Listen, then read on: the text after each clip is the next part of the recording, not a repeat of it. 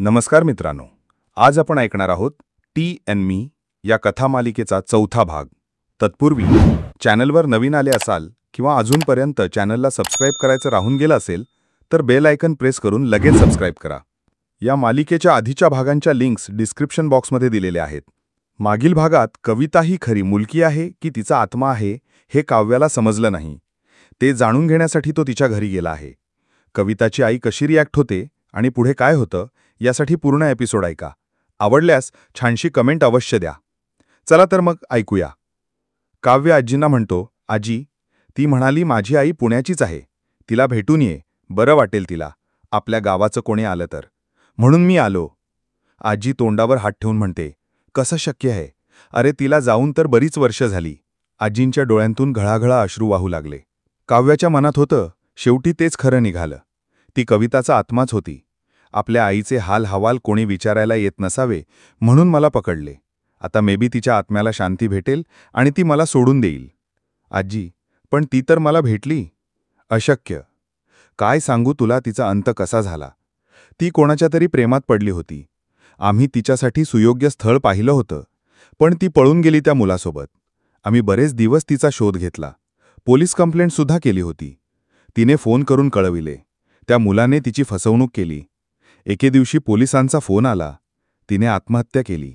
हे गेले पाहायला त्यांनासुद्धा आपल्या लाडक्या लेकीचा मृतदेह पाहून हार्ट अटॅक आला आणि ते सुद्धा गेले. आजी मनमोकळेपणाने रडू लागल्या. काव्याने आजींना प्रेमाने जवळ घेतले.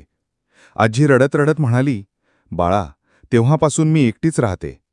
काही दिवस नातेवाईक आले, पण नंतर ज्याला त्याला आपला व्याप तर असतोच ना. आजी, तुम्हाला एकच मुलगी होती का? नाही रे बाळा, एक मुलगा होता. तो 4 वर्षांचा असतानाच गेला. तेव्हा कविता 1 वर्षांची होती. देवाने मलाच का इतके दिवस ठेवलं काय माहीत. आजी, तुम्ही दुसऱ्या कोणत्या गोष्टीमध्ये का नाही मन रमवलं? जायचे मी, पण लोक तुटक वागू लागली हळूहळू. मग विचार केला की जाऊ द्या, आपल्यामुळे कशाला कोणाला त्रास व्हावा. मीच बंद केले. यांची सरकारी नोकरी होती, पेन्शन आहे म्हणून निभावलं. आजी, या वयात कामं कशी होतात तुमच्याकडून?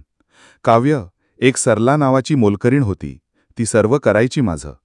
मीही इस्टेट तिच्या नावावर करणार होते. खूप चांगली पोर होती ती. तिचा नवरा दारुडा दुसऱ्या बाईच्या नादी लागला. खूप मारहाण करायचा तिला. खचून गेली ती. पण तो आता मला त्रास देतो. हा वाडा माझ्या नावावर करा असं म्हणतो. तो कसं कळलं? सरला बोलली. तिला वाटलं असं सांगून तरी तो त्या बाईचा नाद सोडेल. आजी, बहुतेक मगाशी मी तुमचा वाडा विचारला तेव्हा तो इसम असावा. तो काळा बुटका आहे का? हो हो, बरोबर.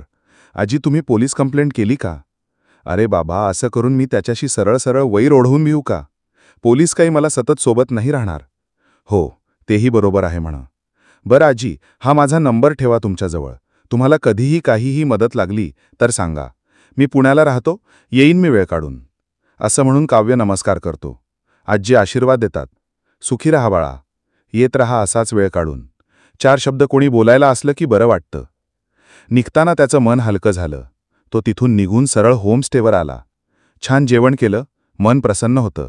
आजींचं मन हलकं केल्यामुळे त्यालासुद्धा मानसिक समाधान मिळालं. कविताने माझ्याकडून चांगले काम करून घेतले. तिच्या आत्म्यालासुद्धा शांती मिळाली असेल. थोडा वेळ शतपावली केली. मग वर येऊन कपडे चेंज करून बेडवर बसला. आता जरा गुगलवर सर्च करून काय आहे नवीन पाहण्यासारखं म्हणून त्याने लॅपटॉप उघडला. सर्च करून काव्या स्वतःशीच पुटपुटल्या, ग्रेट. हे काय नवीन? वेंगुर्ला रॉक्स? तो पुढे वाचण्यात रमून गेला. द्वीपसमूह वेंगुर्ला रॉक्स किंवा निविती रॉक्सबद्दल विविध साईट्सवर तो उघडून पाहत होता. सगळं खूप इंटरेस्टिंग वाटत होतं. समुद्री गुहा म्हणजे नक्की काय? तर लाटा खडकांवर वारंवार आपटत राहण्यामुळे समुद्री गुहा निर्माण होतात. धारवर रॉक्सपासून त्या तयार झालेल्या आहेत. या खूप प्राचीन आहेत, कारण अशा गुहा तयार होण्यासाठी बराच मोठा कालावधी लागतो. 4 गुहांपैकी 2 गुहा या न्यू लाईट हाऊस आयलंडवर आहेत. पण ॲक्च्युली त्या गुहा नसून त्याला वॉइड्स म्हणतात, ज्या लाटांमुळे कार्विंग झालेले आहेत. यापैकी प्रसिद्ध आहे ती म्हणजे म्हातारीची चूल.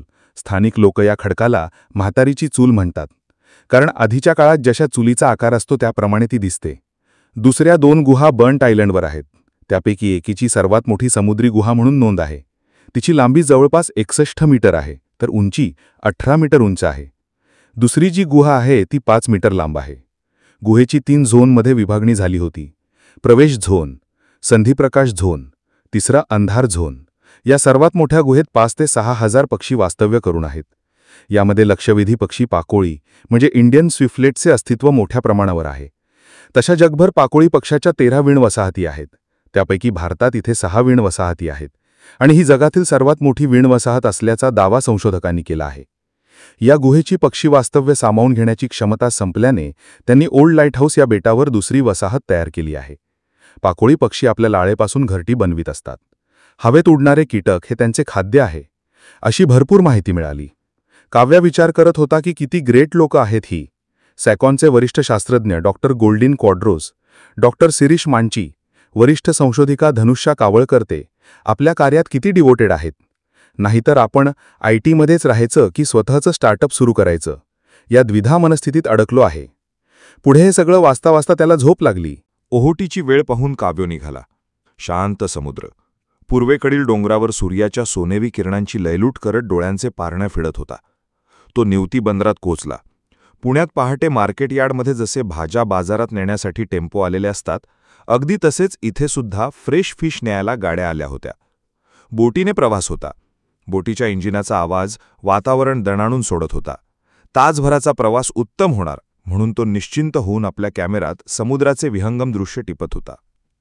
वेंगुर्ले रॉक लाईट हाऊस हे कोकण किनारपट्टीवरील पहिले लाईट हाऊस आहे. या रॉक लाईट हाऊसला जवळपास 85 वर्ष पूर्ण झाली आहेत. हे लाईट हाऊस ब्रिटिशकालीन आहे. 2 ते 3 एकर हा परिसर असावा. त्या काळात समुद्रात मच्छीमारीसाठी जाणाऱ्या नौकांना, बोटींना किनाऱ्याची माहिती मिळण्यासाठी सिग्नल म्हणून या लाईट हाऊस म्हणजेच दीपगृहाची स्थापना केली गेली होती. विस्तीर्ण पसरलेला समुद्र पावसाळ्यात अक्राळ विक्राळ रूप धारण करतो. या 3 महिन्यांच्या काळात 3 कर्मचाऱ्यांची नेमणूक करण्यात येते. आता तरी मोबाईल आहे, पण आधी त्यांना जीव मोठीत धरून 3 महिने काढायचे असत. त्या काळात त्यांचा भूभागाशी संपर्क नसतो. जणू त्यांच्यासाठी काळा पाण्याची शिक्षा असावी. या वेंगुर्ले रॉकवर पावसाळ्यातील पडणारे पाणी साठवून ठेवतात. मोठमोठ्या सिमेंटच्या सिंटेक्स टाक्या आपल्याला पाहायला मिळतात. या दरम्यान लागणारे धान्य, औषधे, गोळ्याही व अन्य साहित्य हे कर्मचारी जातेवेळीच घेऊन जातात. आधी लाईट हाऊस रॉकेलवर चालायचे, मात्र आता म्हणजे 2000 सालापासून ते सौर ऊर्जेवर चालतात. काव्याची रॉक लाईट हाऊसबद्दल बरीच माहिती वाचून झाली होती. बोट लाईट हाऊसच्या जवळ येऊ लागली. आजचा दिवस ती आणि मी असा नसणार होता. आज हा अथांग समुद्र आणि मी, बस. बोट जवळ आली. काव्य लाईट हाऊसवर जाण्यासाठी उतरत होता. बोट सारखी हिंदोळे खात होती. नाविक व इतर रोजची मंडळे सराईतपणे वावरत होते. तो कसाबसा उतरला. पुढे वर जाण्यासाठी नीट पायऱ्या होत्या. तो वर गेला.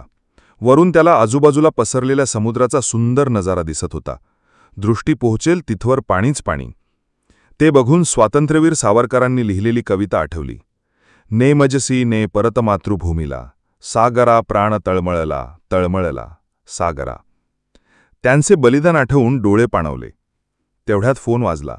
अननोन नंबर होता, तरी त्याने उचलला.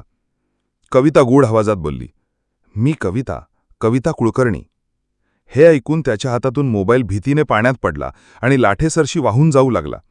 त्यातून आवाज येत होता, काव्य, ए काव्य, ऐकतोयस ना? ओफो, हे काय झालं बसतं आपले काव्यासोबत? आता कसं होईल मोबाईलशिवाय? हे जिना भी कोई जिना आहे. तर श्रोते हो, पुढील भागासाठी कनेक्टेड रहा. तोपर्यंत गुड बाय. जय हिंद, जय महाराष्ट्र.